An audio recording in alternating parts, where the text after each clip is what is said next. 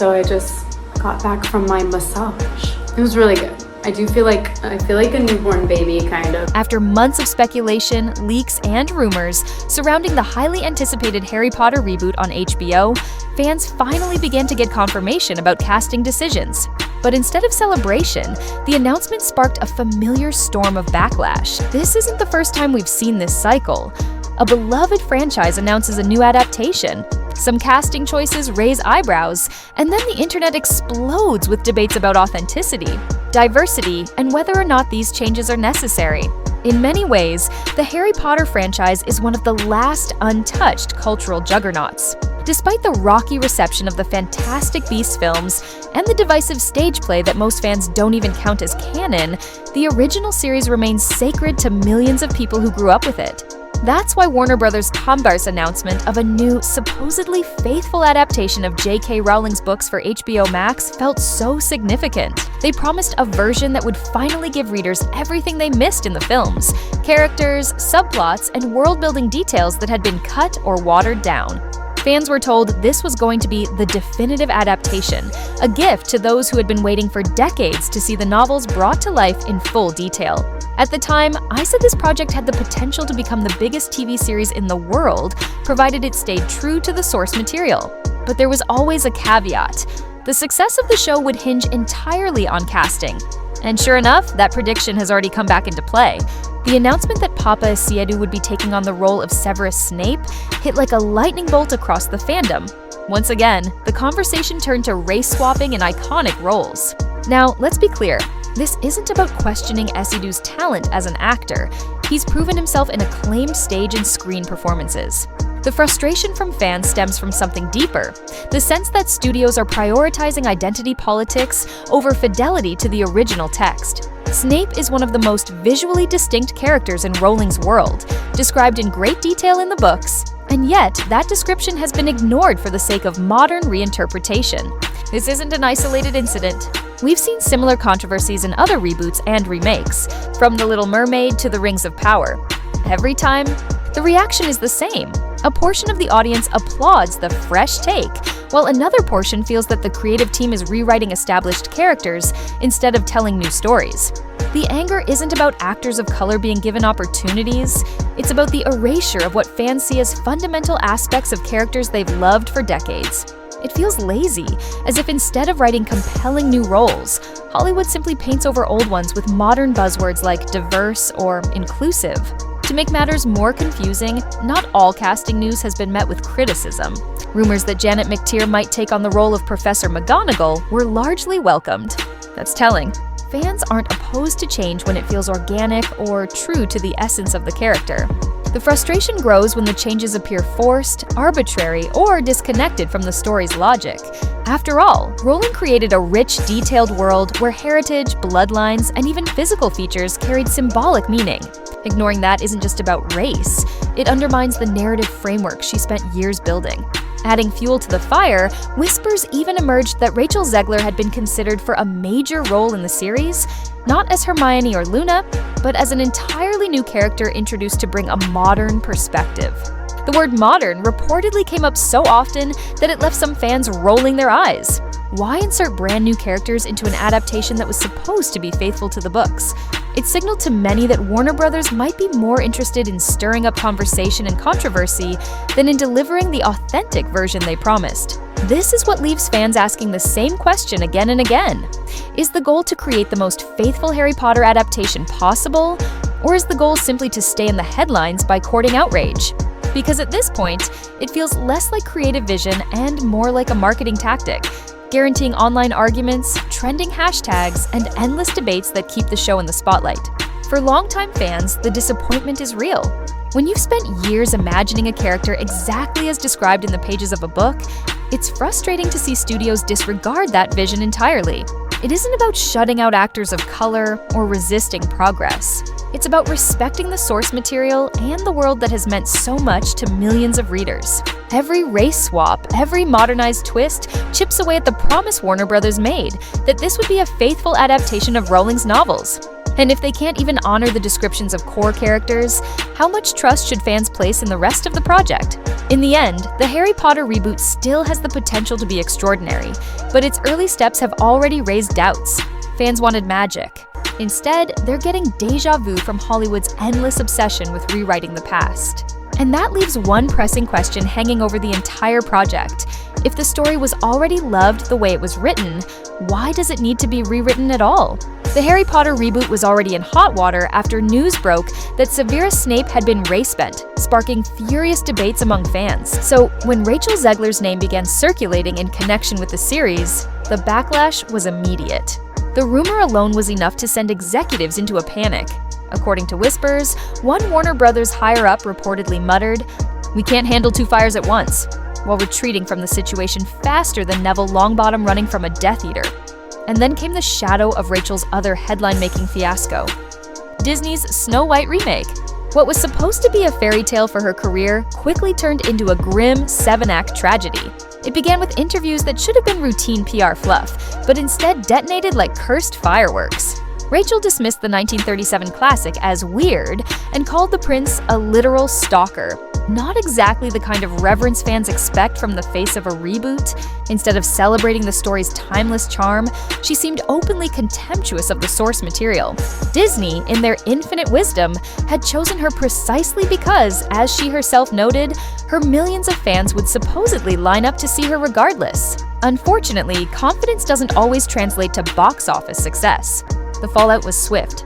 Rachel's comments about deserving royalties whenever the film was streamed landed with a thud, especially when theaters themselves echoed emptily and streaming numbers failed to materialize.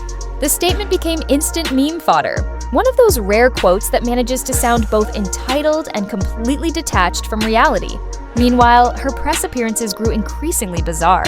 Instead of sounding like a leading lady selling her movie, she came across more like a frustrated podcaster lecturing audiences. Competing studios reportedly circulated clips of her interviews internally as case studies in how not to market a film. The satire practically wrote itself. Then came the infamous Oscars pairing with Gal Gadot. What should have been a charming joint presentation instead felt like a live-action HR mediation. There was no chemistry, no warmth, just two actresses standing on the same stage but projecting the energy of strangers forced into a group project. Gal avoided eye contact. The delivery was stiff, and the awkwardness was so thick you could have cut it with the Elder Wand. Viewers swore they could hear Gal whisper, "I'm only here because my contract said so." The clip spread online like wildfire, but instead of boosting the movie's visibility, it underscored Hollywood's growing unease with Rachel. Disney, meanwhile, began quietly pulling back. Rumors swirled that executives canceled Rachel's remaining promotional appearances, recognizing that each new interview seemed to dig the hole deeper. Instead of rescuing the movie, her words were weighing it down like an anchor. And then the financials hit. Snow White was projected to lose up to $350 million, leaving Disney's accountants staring at spreadsheets with headaches strong enough to rival a Cruciatus curse. Whispers about morality clauses began circulating, with some executives even joking, only half joking perhaps, that Rachel should be invoiced for emotional damages to shareholders. The larger narrative was impossible to ignore. Rachel Zegler had gone from Disney's chosen star to one of the most polarizing figures in Hollywood. Even within the industry, there was talk of directors and producers steering clear of her. One insider quipped that Steven Spielberg and others were quietly saying, "Rachel Zegler can right off. Zegler can right off." And it just feels really real now that I made something and people are gonna see it, and it's something that I'm really, really proud of. In the end, she wasn't just the lead of a troubled fairy tale remake, she became the embodiment of its failure. Each attempt to defend the project or reframe her public image only seemed to make matters worse, not just for her, but for Disney as a whole. What began as a dream role devolved into a nightmare of bad press, box office disaster, and industry backlash. And as for Warner Brothers and their Harry Potter reboot, if they were testing the waters by floating her name, the tidal wave of backlash made one thing abundantly clear. This was one cauldron they couldn't afford to let boil over. She had become a walking, talking before photo in every casting director's risk assessment folder. Just a year earlier, Rachel Zegler was being hailed as Hollywood's golden girl. Now, she was the cautionary tale whispered about in industry boardrooms, a full reputation collapse speedrun completed in under 12 months. Her team tried everything, first blaming public misunderstanding, then pointing to media distortion, and finally invoking Mercury in retrograde. None of it stuck. The internet had already rendered its verdict, and once Reddit threads anoint you with the nickname Snow Woke, your best bet is to start an herb garden and rebrand yourself as a countryside wellness influencer. Meanwhile, over at Warner Brothers Stutters, the Harry Potter reboot was already navigating its own minefield of casting controversies. Floating Rachel's name into that storm reportedly felt like casting a dragon to play a house elf. Dangerous, unpredictable, and guaranteed to leave something smoldering. The decision to drop her from consideration was never officially announced, but insiders say a Zoom meeting ended with the words, "We're good, thanks," followed by, "Let's go with literally anyone else." Just like that, her brief magical journey to Hogwarts ended. Not with a scandal, not with a spell, but with executives recognizing that in a world of trolls and curses, PR disasters are still the darkest magic of all. Then silence. No tweets, no TikToks, no Instagram carousel of boots on balcony empowerment captions. Rachel vanished. Her sudden retreat from the spotlight came just days after reports leaked that Disney, apparently fed up with the Snow White fallout, had approached her legal team about financial accountability. Was Mia din sa disponible? Translation: they were exploring whether she might help foot the bill for some of the mess. When that bombshell dropped, Rachel reportedly hopped on a plane to Colombia. The timing was immaculate. One day she was giving emotional speeches about misunderstood dwarfs and modern feminism. The next, she disappeared like a Disney Plus release schedule. Industry gossip turned her absence into a parlor game. Was this a mental health reset, or was she dodging a morality clause? Was it self-care or a preemptive legal strategy with a scenic view? Either way, the narrative shifted.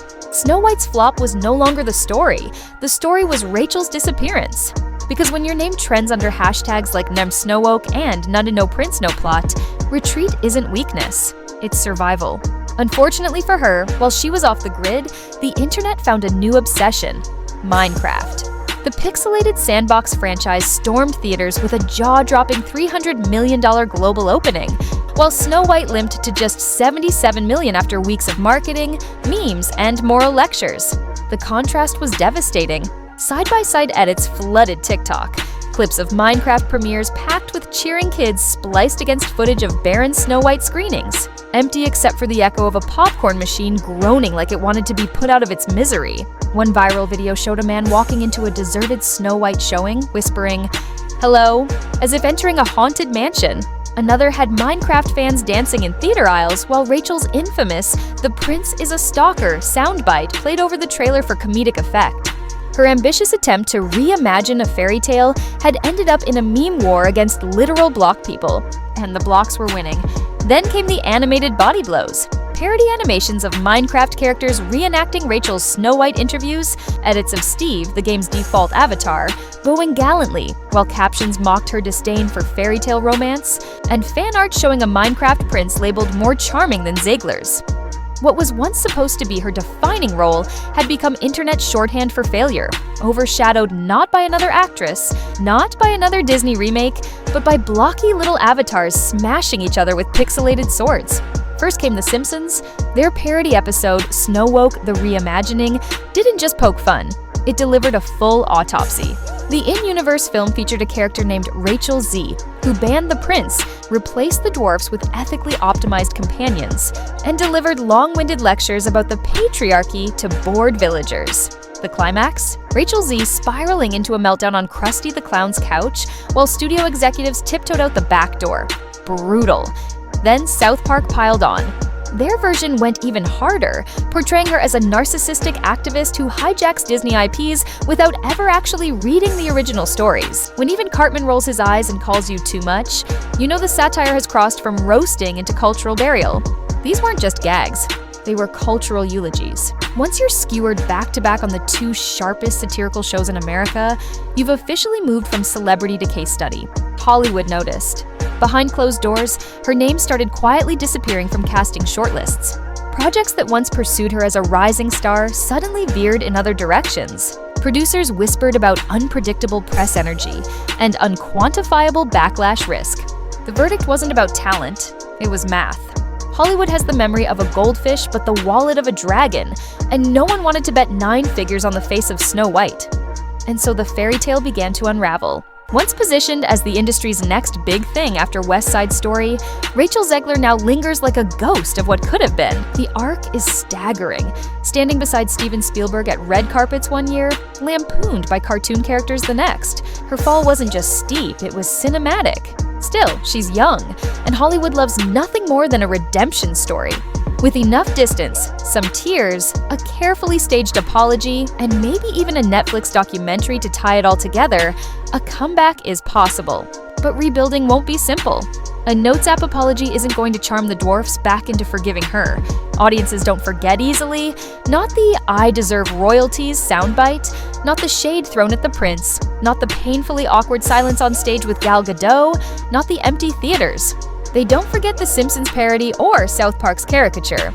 And now, the silence. Her sudden retreat from public life rings louder than any soundbite ever could. Rachel Zegler isn't just fighting bad press or a box office bomb.